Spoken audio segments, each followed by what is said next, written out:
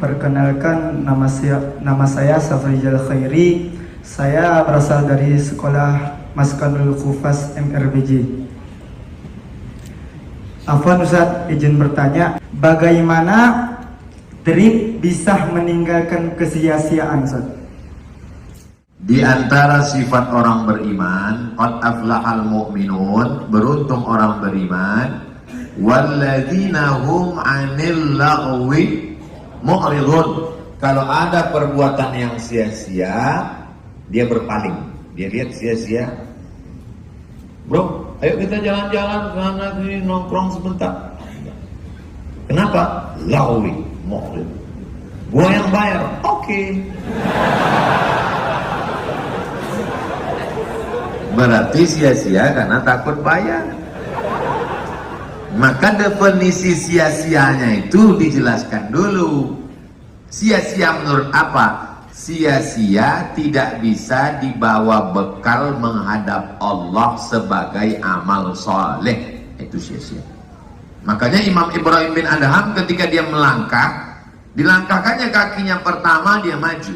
Pas langkah kaki kedua dia mundur lagi. Temannya heran, kenapa kamu berhenti? Di langkah pertama tadi aku bisa menjawab kalau ditanya Allah kau mau kemana. Pas langkah kedua aku bingung karena sia-sia. Maka lebih baik aku tidak langkahkan. Bumi yang kuinjak milik Allah, kaki yang kupakai punya Allah, jantung berdegup berdetak karena kuasa Allah, nafas yang dihirup pemberian Allah, paru-parunya titipan Allah, tapi dipakai untuk kesia-siaan mengundang murka Allah. Makhluk apa namanya itu? Maka kita senantiasa mesti muhasabah, introspeksi diri. Bagaimana mau menilai kualitas keislaman seorang? Min husni islamil mar'i tarkuhu mala yakni. Kalau mau lihat kualitas keislaman seseorang, levelnya apakah good, very good, atau excellent, lihat bagaimana sikap dia terhadap kesia-siaan. Hafal Quran karena dia santri Maskanul Hufaz. Hafal hadis karena dia juara musabaqah tahfiz hadis. Suaranya bagus, tapi ketika ada kesia-siaan dia ikut, maka levelnya tidak ada. Min husni islamil mar'i tarkuhu ma la ya'ni. Kita renung sejenak. Kira-kira kalau aku mati, ini akan meringankanku atau memberatkanku? At-tafakkur sa'ah, berpikir sesaat, khairun min qiyamil lailah, lebih baik daripada tahajud sepanjang malam. Lingkungan amat sangat membantu. Adik-adik yang ada di Maskanul Hufaz, bersyukurlah karena kalian lingkungannya baik. Lingkungan tempat tinggal, lingkungan tempat kerja, lingkungan medsos. Ketiga-tiganya mesti baik. Kalau baik tiga-tiga, insya Allah terpelihara dari sia-sia. Demikian, Allahu a'lam. Saya berikan kesempatan untuk penanya yang kedua.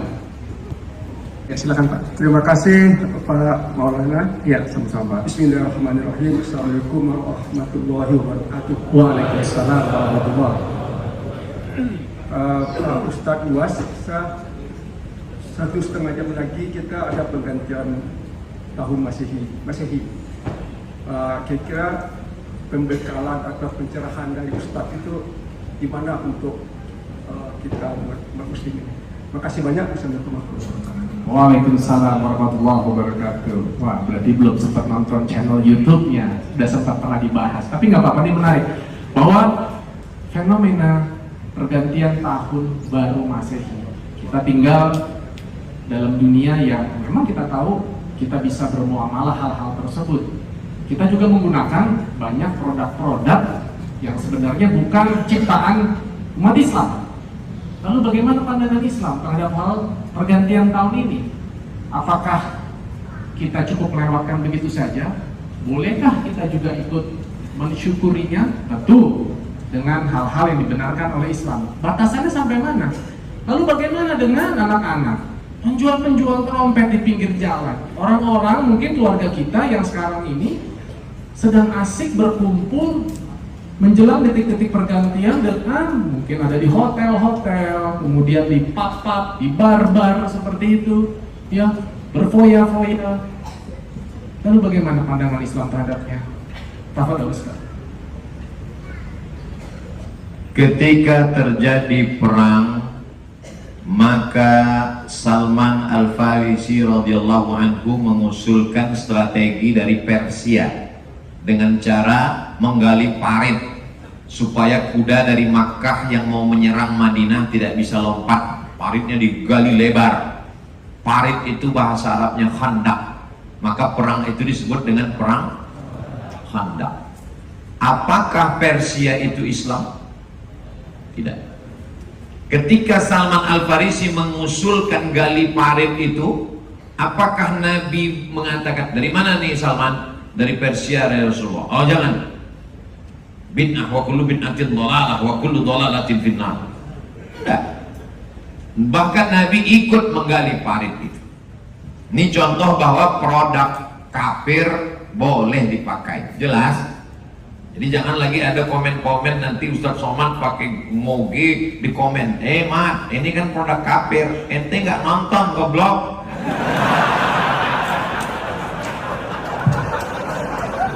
Ya, udah saya jelaskan itu. Makanya kalau nonton, tonton terus ceramah Abdul Somad sampai dapat hidayah. Contoh kedua, atap Masjid Nabawi itu datar dengan tiang-tiang dari batang korma, atapnya dari pelepah korma yang dianyam. Sampai akhirnya Islam sampai ke Bizantium, Romawi. Di Romawi ada bangunan yang cantik dan indah, batu yang disusun-susun sampai akhirnya melengkung. Kalau mau lihat susunan batu melengkung itu, nanti adik-adik pergi ke Turki sampai ke Masjid Muhammad Al-Fatih, Masjid Hagia Sophia, maka nampak nanti batu yang disusun melengkung. Sampai di sana buat video pendeknya. Hai guys, ini batu melengkung yang diceritakan Ustaz Abdul Somad. Batu melengkung sehingga tidak perlu tiang di tengah. Akhirnya umat Islam mengambil arsitektur batu melengkung itu. Batu melengkung itu disebut dengan kubah. Apakah kubah itu ajaran Islam? Tidak, itu diambil dari Romawi. Apakah ketika bangunan itu dibawa ke Makkah dan Madinah, lalu ulama mengatakan jangan pakai karena ini produk dari sana, ini haram? Dipakai. Khandak parit dipakai, kubah dipakai. Tiga, ketika Islam sampai ke laut Mediterania, lalu kemudian umat Islam melihat di sana ada satu tiang, di atas tiang itu ada api yang menyala supaya kapal di tengah malam tidak menabrak tepian pantai. Kita menyebutnya mercusuar. Orang Arab disebut dengan manara. Diambil dari kata nar, tempat api di atas, karena ada apinya di atas. Lalu kemudian bangunan itu dibawa ke dekat masjid. Apinya dibuang, muazzinnya naik ke atas. Disebut dengan menara. Gak ada menara zaman Nabi. Menara ditemukan di Afrika Utara. Nama negerinya Alexandria. Kota itu didirikan oleh Alexander the Great dan dipakai sampai hari ini. Masjid kita ada menaranya? Kalau nggak ada, berarti nggak masjid. Khandak bukan ajaran Islam. Tiang melengkung bukan. Menara bukan. Kenapa boleh dipakai? Karena tidak terkait dengan ibadah, tidak terkait dengan ritual. Ini ajaran Islam yang membolehkan kita. Setelah saya prolog dengan 3 produk ini, sebenarnya masih panjang, tapi karena waktu kita pendek. Lalu bagaimana dengan kalender?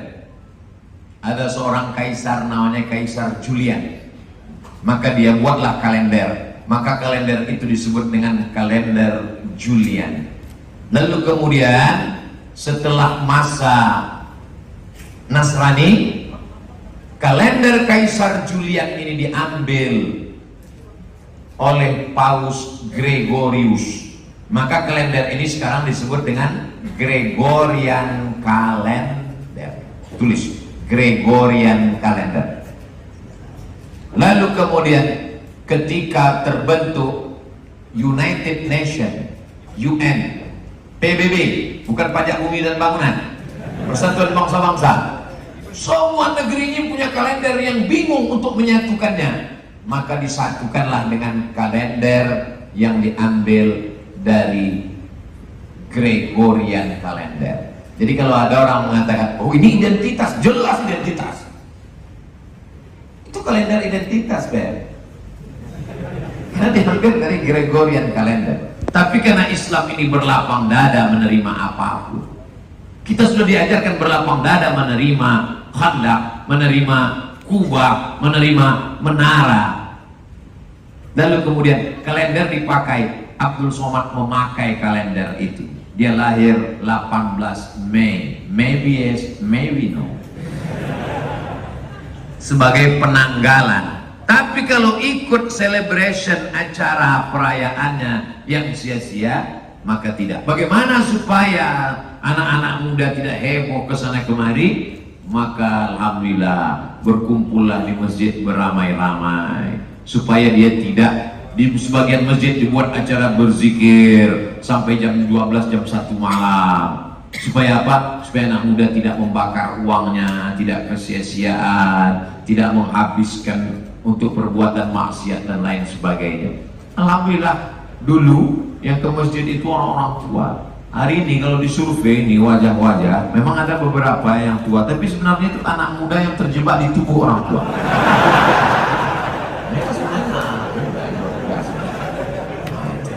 Cuman mereka fisiknya, mereka itu ibarat kap 70 bodinya, tapi masjidnya itu masjid susah saya nyebut merek, nanti iklan gratis. Jadi hari ini anak-anak muda dengan penuh kesadaran, saya lama berpikir, muda, ganteng, punya uang, mau-maunya malam tahun baru ke masjid. Itu kan makhluk unik yang perlu dibudidayakan. Ini makhluk-makhluk seperti ini, makhluk yang sudah hampir punah. Ini namanya pemuda saurus. Wahai bapak ibu di rumah, kalau kalian punya anak muda yang malam ini malah duduk berzikir di masjid tabligh akbar, pengajian muhasabah, kalian adalah orang tua yang berhasil. Dan kalau kalian mau cari menantu, datanglah ke masjid malam ini. Aku sudah iklankan kalian, kalau nggak laku juga semakin penuh. Demikian Bang. Terima kasih. Izin bertanya, Ustaz. Sebelumnya perkenalkan, nama saya Muhammad Ridho Maudud Sitorus. Kami dari Pesantren Tahfiz Maskanul Hufaz MRBJ, Ustaz. Jadi Ustaz, setiap kita pasti pernah merasakan putus asa, Ustaz. Apalagi ketika teman-teman santri itu ketika menghafal tidak mencapai target, maka mereka akan putus asa dan akhirnya nyerah untuk menghafal. Nah, yang saya tanyakan, kira-kira bagaimana cara mengatasi agar mudah menghilangkan rasa putus asa dalam diri? Baik, ini sebenarnya pertanyaannya mewakili semua juga yang hadir. Ada yang putus asa dalam menghafal Quran, ada yang putus asa mencari jodoh, ada yang putus asa gitu dalam hal-hal yang lainnya. Tapi mudah-mudahan Ustaz bisa memberikan pencerahan buat kita semua. Silakan Ustaz. Ustaz M. Ridho Sitorus. Sitorus itu bahasa Batak artinya istiqomah. Sitorus. Terus. Jadi memang beliau pas untuk menjadi guru tahfiz. Jadi kalau ada kalian yang bengkok, uruskan itu. Mudah-mudahan beliau menjadi inspirasi untuk murid-muridnya. Yang pertama ditanamkan bahwa memang dalam diri manusia itu al-imanu yazidu wa yanqus. Dia bisa naik, dia bisa turun.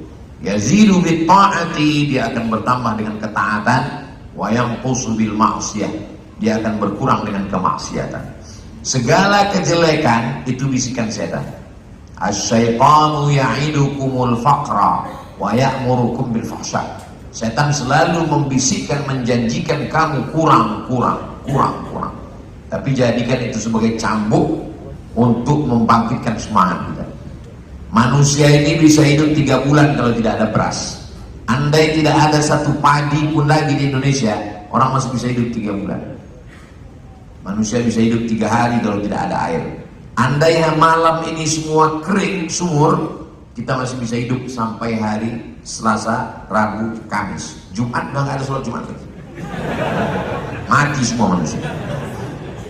3 bulan tak ada makanan pokok. 3 hari kalau tidak ada air. Tapi orang hanya hidup bisa 3 detik kalau sudah tidak ada harapan. Kalau sudah tak ada harapan, maka tiang jemuran seperti lambaian bidadari. Ya, ikat ke lehernya jatuh. Main ke gedung yang tinggi, dia tengok ke bawah macam sejengkal, terjun, mati, bunuh diri. Maka jangan sampai putus harapan. Dan alhamdulillah kita untuk harapan 2023 semua harapan ada di Bekasi.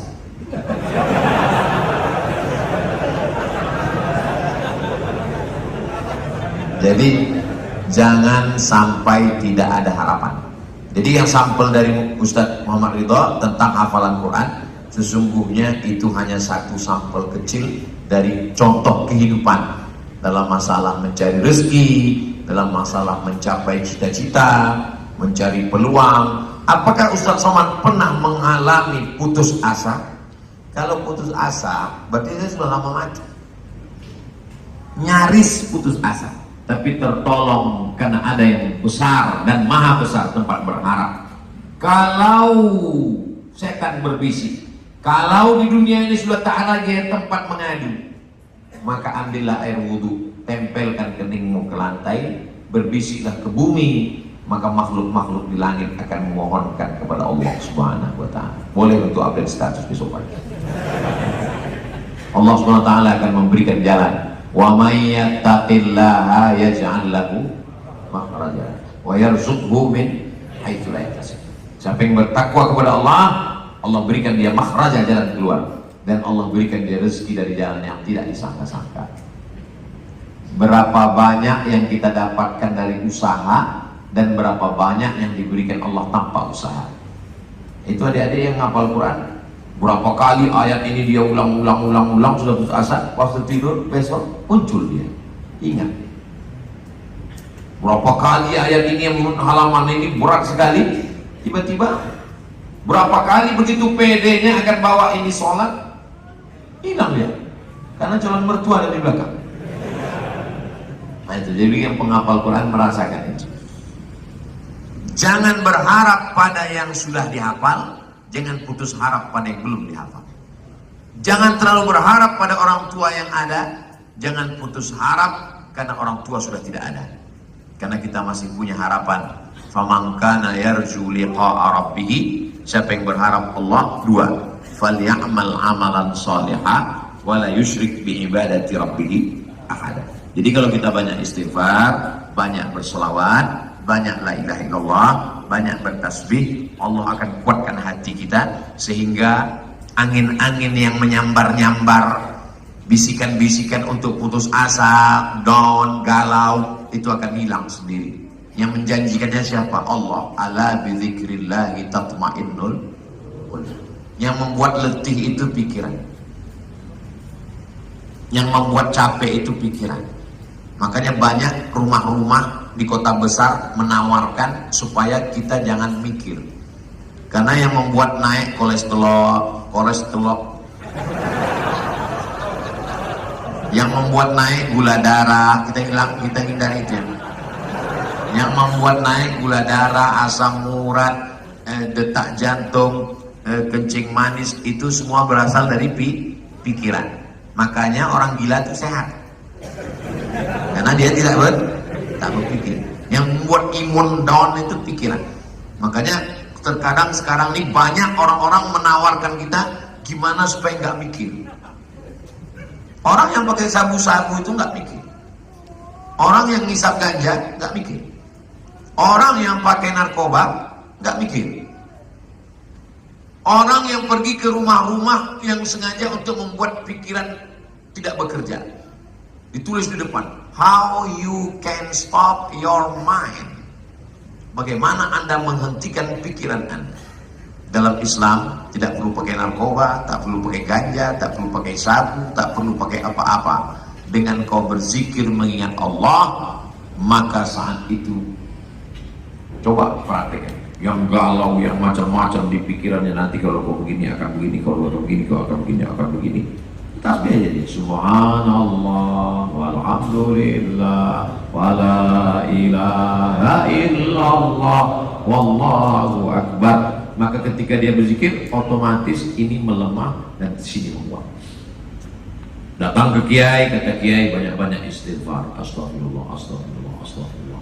Datang ke Habib, kata Habib banyak-banyak sholawat, Allahumma sholli ala sayyidina Muhammad. Datang ke Ustadz, kata Ustadz, afdhaluz zikri fa'lam annahu la ilaha illallah. Pas ditanya, mana yang kau amalkan? Satu pun belum. Padahal ketiga-tiganya untuk menguatkan di sini hingga lemah di sini.